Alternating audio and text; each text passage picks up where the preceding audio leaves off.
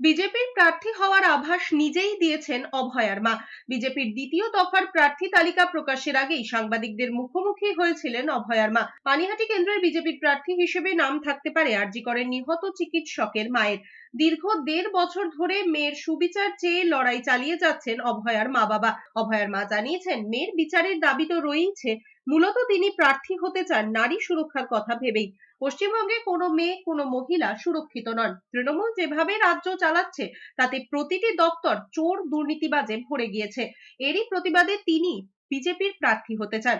পাশাপাশি রাজ্যের বেহাল স্বাস্থ্য ও শিক্ষা ব্যবস্থার উন্নতির বিষয়টিও রয়েছে।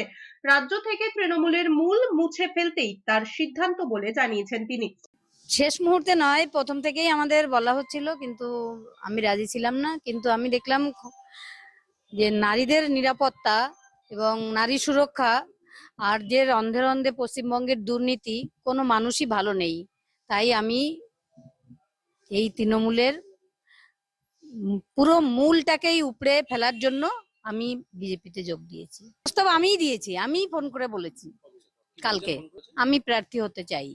এদিকে অভয়ার বাবা বামেদের বিরুদ্ধে অভিযোগ করেছেন। তার কথায়, বামেদের জন্যই ক্ষমতায় টিকে রয়েছে তৃণমূল এবং যে আন্দোলন তারা করেছে তা দলের স্বার্থেই করেছে বলে অভিযোগ করেছেন অভয়ার বাবা।